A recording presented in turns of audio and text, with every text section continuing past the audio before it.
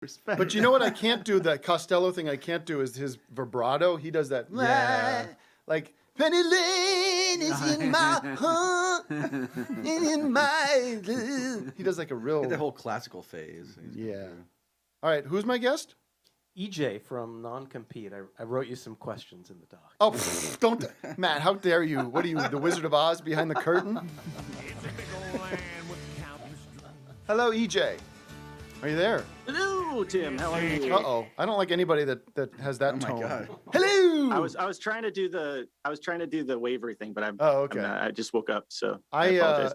It's very nice to talk to you. I had this guy when we were long time ago. Doug, you probably remember who this guy is. I don't want to say his name. I don't think I know his name. But he was an intern, and he was the kind of guy that you would see him in the bathroom, and he'd go, "Hello." Oh boy. Comedy guy. "Hello, sir." Like, what is that? Kreisel was telling me about a guy who used to do this to him. I do throw the thumbs up sometimes. Dude, I don't fuck around. I don't know. I might be that person. I'm sorry. I don't fuck around. Wait, hello. That's like a Family Guy style. Hello. Talking, right? Yeah, it is that. It is Hello. that. Stewie. Stewie. I remember the time we don't want.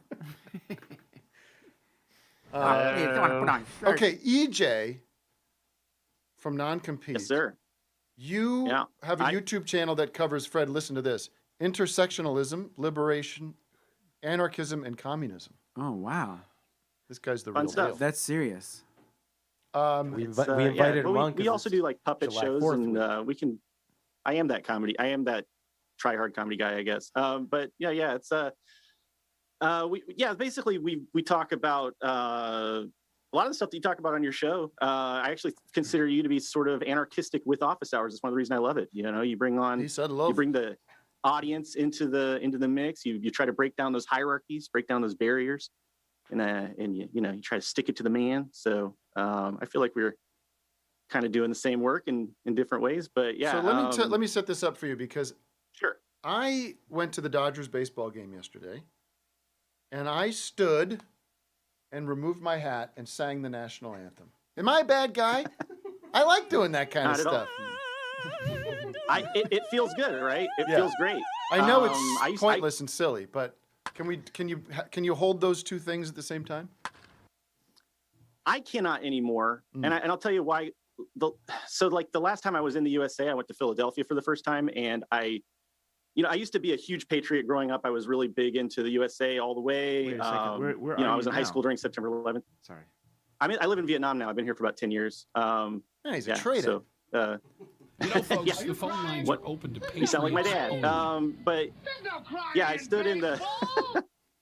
Vietnam is so hip. Spot where... It's a very hip. When people want to talk about traveling, like when they mention someplace cool, that's what they say. Yeah. Actually, Vietnam's pretty good.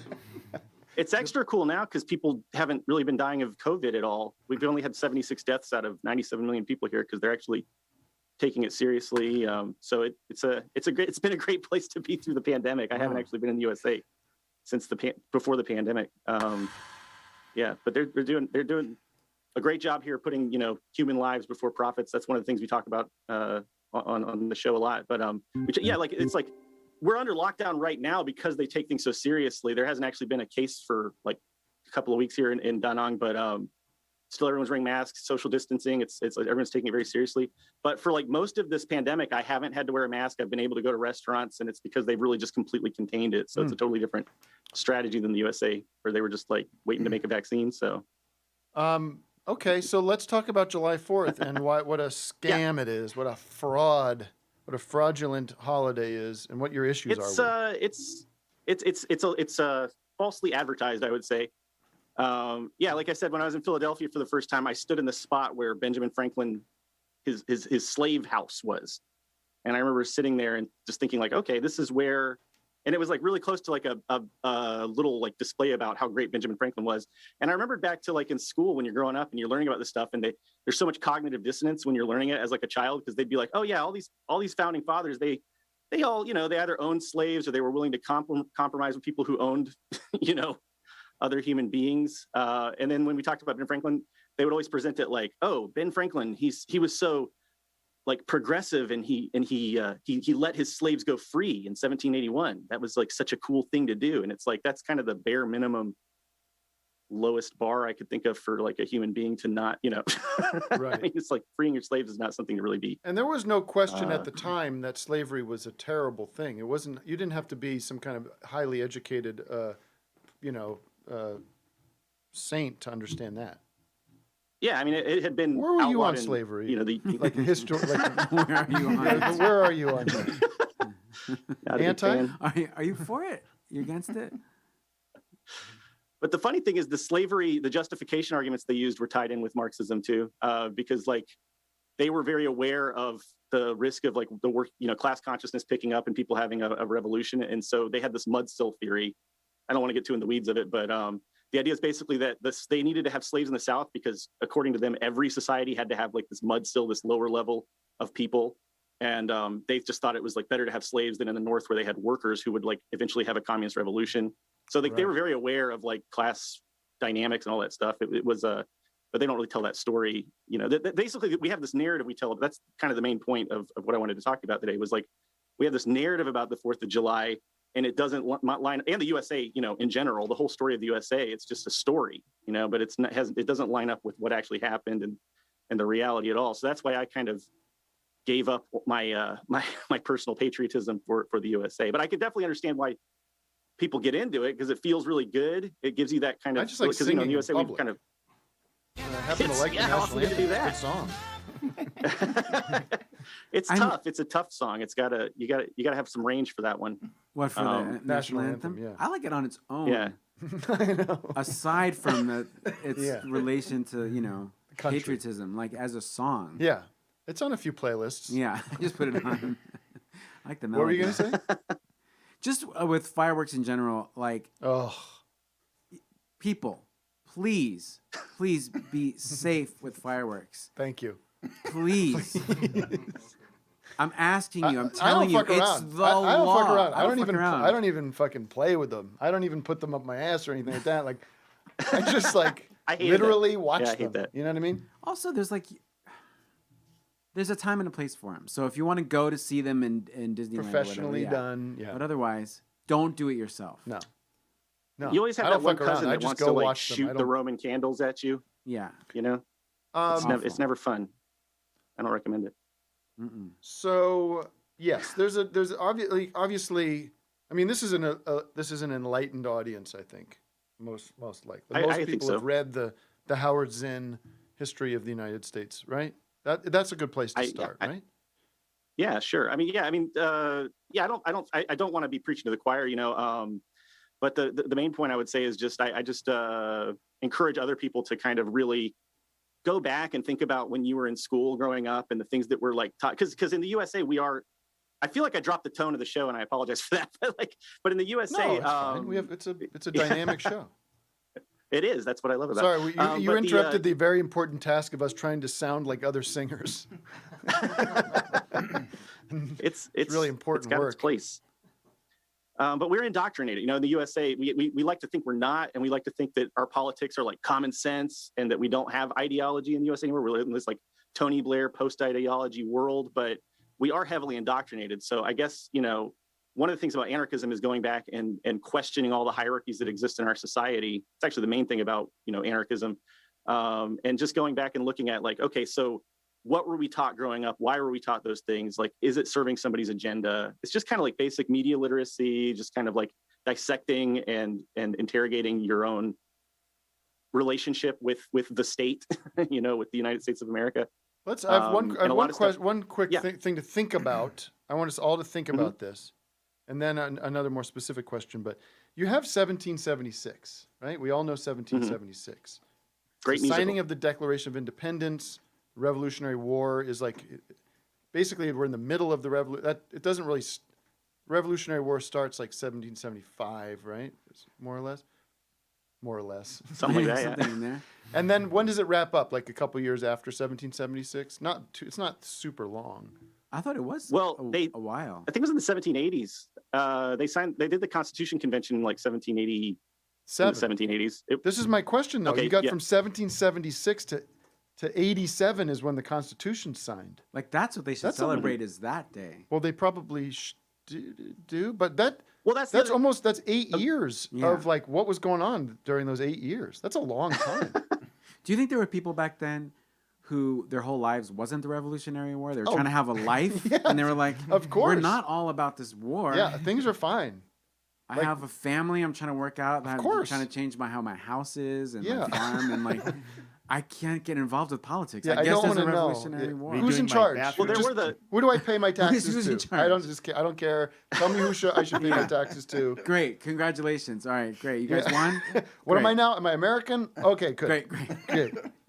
Where's my money? there were the several million, enslaved people too. I always wonder what they had to say about that whole. Frederick Douglass had a great quote about basically how, like, it was specifically about the 4th of July. And he basically said, like, I'm paraphrasing, but he's like, you're bringing us in chains into this great palace of democracy. And it's just like this really cruel expectation that we're supposed to, like, as excited about it, as yeah. Black people who are, yeah.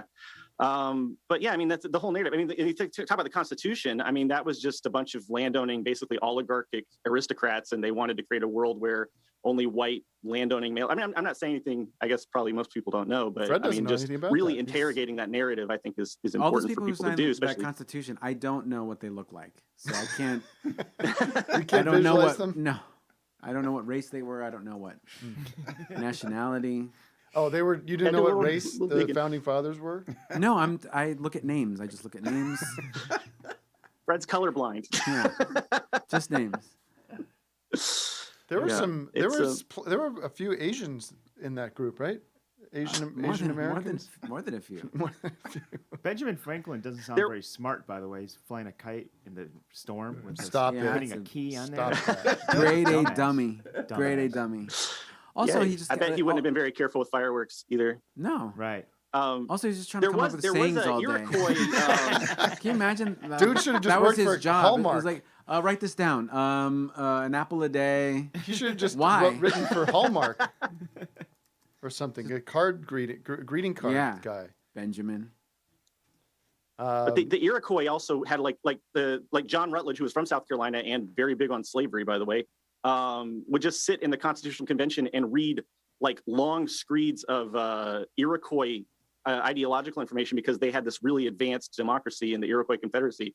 And this is the kind of stuff like I didn't learn about this stuff in school, But interesting. the Iroquois So- had this really egalitarian society. So you're saying some of the framework, the concepts of the government of the Constitution come from Iroquois structures. A ton of it does, yeah. And this guy, the eagle, like a lot of the symbols they used came from the Iroquois and from other Who's that indigenous American dipshit groups as that well. was like, we don't have any connection to Native American culture or something a couple months ago? Who was that guy? Not Tom Cotton, but Paul Walker. No, not Paul Walker. Scott Walker. Oh, from He Wisconsin, was yeah. saying how like we don't have like there was no culture here when the white man arrived. There's no culture here. We brought it with us. They have to. That's part of the ideology. They have to make you believe that because otherwise it's just too dark. Like we literally committed like mass genocide and continue to do so to this day. I mean, like with COVID, going back to COVID, indigenous Americans are dying at twice the rate as white Americans. And it's like there's just this like all these things are kind of connected and linked together. And then we have Charlie Kirk, the great Charlie Kirk, was saying that like we don't need Juneteenth because we have July 4th and that's for everybody. And that's again the ideology that we don't think we have. To me, like, because here in Vietnam, everybody's talking about, everybody likes to talk about how in communist socialist countries, everyone's brainwashed. But I mean, I think there's the worst kind of brainwashing is when you don't even realize you've been brainwashed. Like that to me is a sign of deep indoctrination. Yeah. And I didn't realize that I was indoctrinated until I was in my 30s, So and I think let me ask you one more not question unusual. here. Sure. You have a series about anarchy and how it would actually work.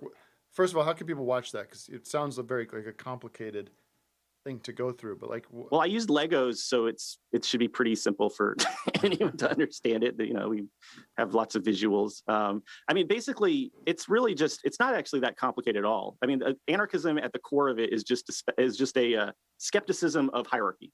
That's it. So it's just like for us, hierarchies have to kind of prove themselves to be justifiable, and And if the society doesn't find them just justifiable, then we should dismantle them. That's the core idea of anarchism. Now, within that, there are lots of different strains. I mean, Black anarchism exists, Indigenous anarchism exists. They have their own unique kind of foundations and principles. But that's the basic principle that unites it all together, is that people shouldn't be able to coerce other people into doing things against their will. Who are some famous anarchists? Because in my mind, I picture people in black bloc or scary people come to mind. You know what I mean? Yeah, I think that's so if you go back, there was Kropotkin was probably one of the probably the first anarcho-communist that really made the school of anarchism that I follow. And there's Rudolf Rocker, who was an anarcho-syndicalist. But then most of the anarchists that really mattered, you'll never have heard about, because they were militant union organizers back in the 1900s who were getting murdered by the police and people who were fighting. The reason you have an 8-hour workday, or we used to have an 8-hour workday, that's kind of going away now, but the reason we had an 8-hour workday was because of anarchists and socialists who were fighting and literally dying for that right. Most of the anarchists in the world who have really made impact are people you would never have heard of, because they were just part of the group, part of the collective that was fighting for rights that we kind of take for granted today and don't realize we had to work really hard and fight really hard for those things as a class. I got to say one thing about Vietnam. They got a nice internet connection there. This guy's coming in clean. It's pretty good. Strong. Yeah. Really $7 strong, a month. Say what now? $7 a month for the the top class. Check, please. That sounds Plane ticket, please. Pretty good. well. Listen, EJ, I appreciate you coming on the show. Where can people find your channel? What's the name of your channel? My channel is NonCompete, and I'll also pitch my wife. She's Vietnamese, and her channel is Luna Oi, Lunaoi. She has a show about Vietnam that you'll really appreciate if you want to learn more about a different culture from their internal perspective. So I would take a trip over there, and you can show me around. That'd be awesome. I could show you some cool stuff. All right, I'll go with you. How do you say I'm having a pretty good day in Vietnamese? Doi Zat Vui. So how is That it just again? really means I'm happy. It actually just means I'm really happy. Doi Zat Vui. Doi zat doi. Doi Doi Zat Zat Vui? Vui. Doi Zat You got to Vui. go up. Zut. Doi zat Very doi. musical. Doi Zat Vui. Doi zat doi. All right, I'll give you lessons. Just drop me an email. good. You remember that? Do you think you'll remember that at the end of the day? Yeah. Tim, if we go there, Oh, will I remember saying you, doi zat EJ. doi? Yeah. No, I'll probably forget. I will too. if we go there, Tim, I'll buy you a sandwich. It's on me. Why you? It's on me. Life's one big joke, huh?